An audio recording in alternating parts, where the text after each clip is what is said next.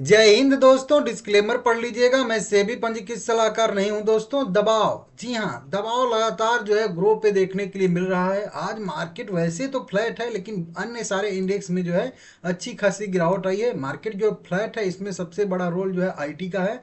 IT के share बढ़िया momentum दिखा रहे हैं, आईटी इंडेक्स पूरा जो है बढ़िया मोमेंटम दिखा रहा है। इसके वजह से मार्केट तो फ्लैट दिख रहा है, लेकिन अगर आप अपना पोर्टफोलियो देखोगे तो वहां पे आपको समझ में आएगा कि क्या है। अगर आपके पोर्टफोलियो में अधिक वेटेज जो है, ज़्यादा वेटेज अगर आईटी का नहीं है तो ठीक है ना, क्योंकि आईटी वाला होगा तो संभाल देगा आपके पोर्टफोलियो को।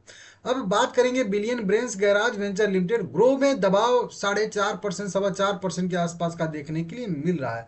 लोएस्ट लेवल के आसपास ही ट्रेड कर रहा है, जो कि आप लोग देखोगे यहाँ पे आज के डे का चार्ट। तो ओपन तो गैप डाउन से ही हुआ था, उसके बाद एक रिकवरी आई थी मार्केट के साथ, जब मार्केट आधे परसेंट के आसपास एक बार प्लस में भी था। लेकिन उसके बाद लगातार मार्केट में भी गिरावट आई और इसमें भी लगातार प्रेशर बना हुआ है, दबाव देखने के लिए हम लोगों को मिल रहा है। आज भी इसमें वॉल्यूम ठीक ठाक ट्रेड हुआ है, 2.5 करोड़, जी हाँ, 2.5 करोड़ के आसपास इक्विटी शेयर टोटल ट्रेड हुआ है। और टोटल 300 कह लीजिए 375 करोड़ रुपए से ज़्यादा के शेयर आज जो है टोटल ट्रेड हुए हैं। और डिलीवरी परसेंटेज आएगा ही नहीं, यहाँ पे नहीं आया है, क्योंकि मेरे हिसाब से बी कैटेगरी में नहीं, बी कैटेगरी में तो नहीं है भाई। लेकिन फिर भी यहाँ पे डिलीवरी परसेंटेज अभी शो नहीं कर रहा है, छोड़ देते हैं। 10% का इसका प्राइस बैंड है, सर्किल लिमिट है।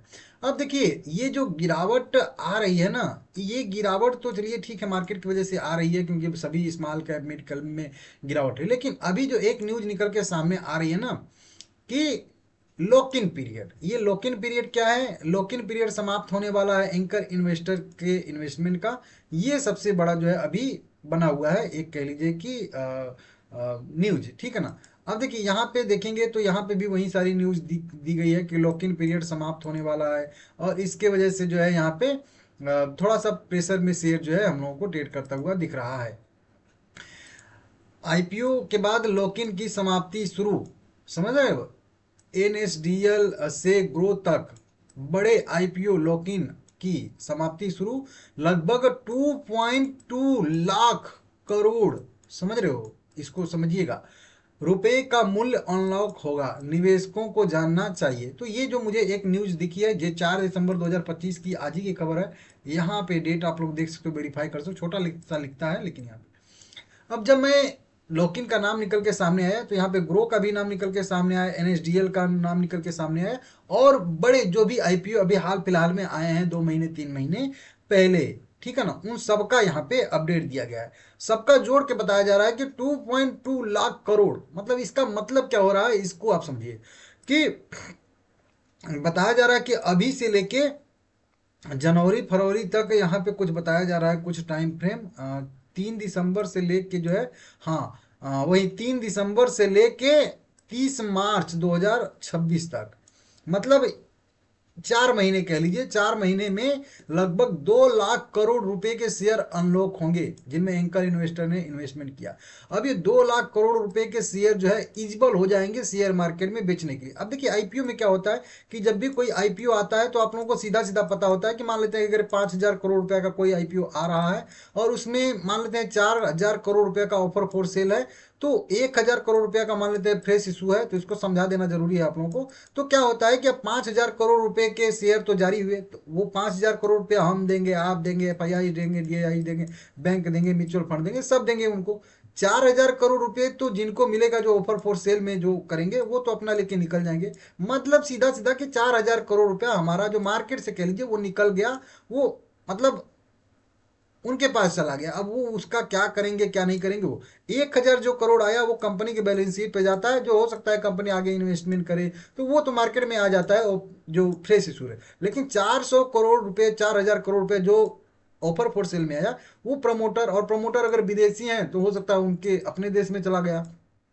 4,000 करोड़ रुपया सीधा सीधा कह लीजिए कि घट गया, मार्केट का घट गया। नहीं तो ये 4,000 करोड़ रहता तो इसी 4,000 करोड़ से आप दूसरा शेयर खरीदते, उसको आप बेचते, तो उसमें प्रॉफिट होता, फिर वो कोई खरीदता, उस पैसे से फिर कोई आप दूसरा शेयर खरीदते, वो मार्केट चलता, ठीक है ना। इसीलिए कहा जाता है कि आईपीओ जो है मार्केट की ग्रोथ को थोड़ा सा रोक देते हैं। हालांकि आईपीओ आना बहुत जरूरी भी है कि नए नए सेक्टर की कंपनी आएंगी, लेकिन अब 2,20,000 करोड़ के जब मूल्य के कह लीजिए शेयर अनलॉक होंगे, तो इसमें से सारे के सारे सेल नहीं होंगे। बहुत सारे लोग अपनी होल्डिंग मतलब आईपीओ के बाद भी, मतलब लॉक इन के बाद भी बना के रखते हैं साल 2 साल 4 साल, जो बड़े इन्वेस्टर एंकर इन्वेस्टर होते हैं। लेकिन उनमें से कुछ तो होंगे ना कि जो मार्केट में सेल करके वो पैसा जो है भुनाना चाहेंगे, तो मार्केट से उतना पैसा फिर से निकल जाएगा। मान लेते हैं कि अगर इसका 25% ही अगर आता है, 25% ही, तो 50,000 हुआ ना, 50,000 करोड़ रुपया जो है यहाँ पे मार्केट से निकल जाएगा। या फिर 10% भी अगर मान ले तो भी तो 20,000 करोड़ हुआ ना। तो वो चीज होता है। अब इसी में जब मैं ढूंढने के लिए, क्योंकि बस ये न्यूज तो इतनी ही लिखी गई है, इसमें कई सारे लिखा गया है, लेकिन मुझे तब थोड़ा सा मुझे अंदर से लगा कि हाँ भाई, तो देख लेते हैं, जब ग्रो का नाम है तो ग्रो का कब लॉक इन समाप्त हो रहा है, इसका क्या है। तो एक तो बस आगे ही 3-4 दिन बाद ही मतलब समाप्त होने वाला है। देखिए यहाँ पे मैं गूगल पे भी सर्च किया तो वो नहीं आया, लेकिन मैं फिर सीधा जहाँ पे मिलना है वहां पे मैं सीधा गया। देखिए एंकर इन्वेस्टर ने इसमें लगभग लगभग कह लीजिए 3,000 करोड़ रुपए के आसपास का इन्वेस्टमेंट किया था, ठीक है ना। और उनको टोटल जो अलॉट किए गए थे इक्विटी शेयर, वो लगभग राउंड फिगर की बात कर लेते हैं, 30 करोड़ के आसपास इक्विटी शेयर यहाँ पे इशू किए गए थे 3,000 करोड़ रुपए के। क्लियर, ठीक है ना। अब 9 दिसंबर को उनका जो है पहला लॉक इन समाप्त होगा, जो 50% का होगा, 30 दिन वाला, समझ रहे हो आप लोग, 30 डे वाला। उनको जो है उनका लॉक इन जो है वो समाप्त होगा 30 डे, 30 दिन वाला, 1 महीने वाला कह लीजिए। कब समाप्त हो रहा है, पूरा हो जाएगा उनका 9 दिसंबर 2025 को। आज कितना है, तो आज 4 दिसंबर है, मतलब 5 दिन के बाद उनका लॉक इन जो है 9 दिसंबर को समाप्त हो जाएगा। मतलब क्या है कि 10 दिसंबर से उनके शेयर जो हो जाएंगे वो इजिबल हो जाएंगे मार्केट में बिकने के लिए। कितना, इस 30 करोड़ का 50%, मतलब 15 करोड़। तो 15 करोड़ शेयर बिकने के लिए मतलब तैयार हो जाएंगे, मतलब इजिबल हो जाएंगे। भले ही वो 15 करोड़ शेयर जिनके इजिबल हुए हैं बेचें ना बेचें, क्योंकि आईपीओ की जिस दिन लिस्टिंग होती है तो यही ना माना जाता है कि शेयर बिकने के लिए आएंगे, लिस्ट होंगे। लेकिन जरूरी नहीं है कि हमको आईपीओ लगा है तो मैं बेचूंगा ही बेचूंगा, जरूरी तो नहीं है। तो उसी तरीके से एंकर इन्वेस्टर को जिनको भी शेयर मिले हैं, जरूरी नहीं कि वो शेयर मतलब 10 दिसंबर को बेचेंगे ही, लेकिन फ्री तो हो गया ना, मतलब उनके पास वो अधिकार तो हो गया ना कि जब भी चाहे अब बेच सकते हैं। उनका मन किया तो बेचेंगे, नहीं मन किया तो नहीं बेचेंगे। जैसे हमको आईपीओ लगता है तो जरूरी नहीं होता है कि हमको बेचना ही बेचना है, ठीक है ना। वही चीज तो 10 तारीख से 15 करोड़ इक्विटी शेयर ये जो है और इजिबल हो जाएंगे ट्रेड करने के लिए।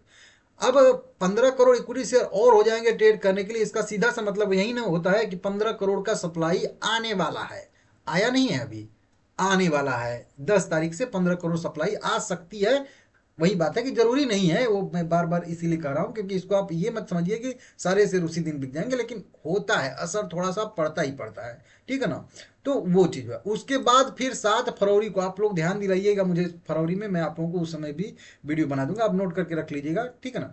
क्योंकि आपको एक ही शेयर को फॉलो करना है, मुझे तो 50 शेयर को फॉलो करना है। तो 7 फरवरी को फिर जो है 90 दिन, मतलब 3 महीने वाला इनका लॉक इन समाप्त होगा, समझ रहे हो आप लोग।